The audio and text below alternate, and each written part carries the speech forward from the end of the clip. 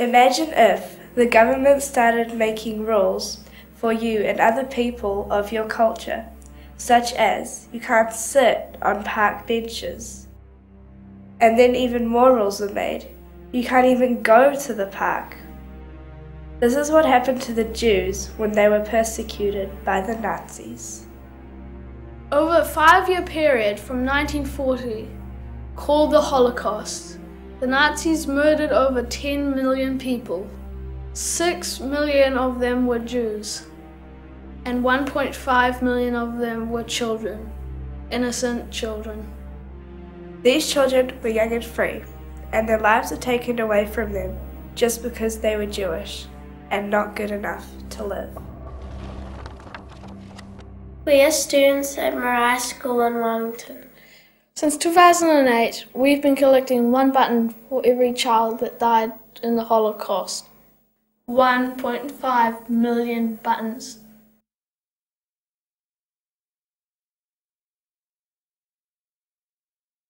Vera Igamea, a Holocaust survivor, told us. In a time of the Holocaust, it's like living in a pitch-black room. But every time someone does something nice for you, it's like them coming in and lighting a candle. You need to focus on the light. We were shocked that she had gone through so much when she was young and innocent, and she still understood that you need to focus on the light. Vera has inspired us to make a design of a memorial sculpture to hold the buttons and to remind us about all the children that died in the Holocaust. The memorial is called Bewilderment. An important part of the memorial is the building. It is a solid concrete cube, stark and depressing, just like the concentration camps the children were taken to. There are no windows and only one door.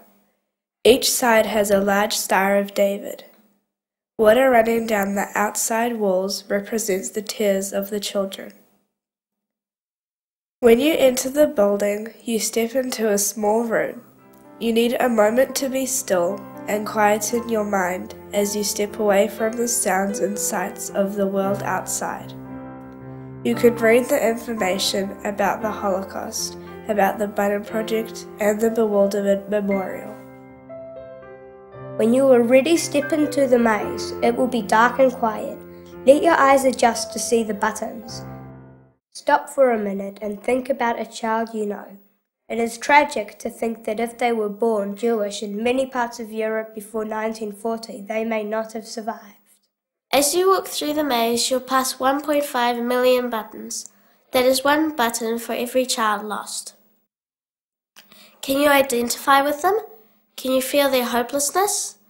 They felt lost and scared. They were victims of the Holocaust. Through the gaps in the buttons, can you find the light? It will give you hope and draw you onward. When you get to the center of the maze, you'll find the light, shaped like a candle. This is a place to be grateful for acts of kindness that others have shown to you, and for you to think about who you can go and show kindness to. As wrong as the Holocaust was, it teaches us a very important lesson. To prevent something as tragic as this from ever happening again. That means that if you ever see somebody being mocked about their race or religion, you need to stick up for them.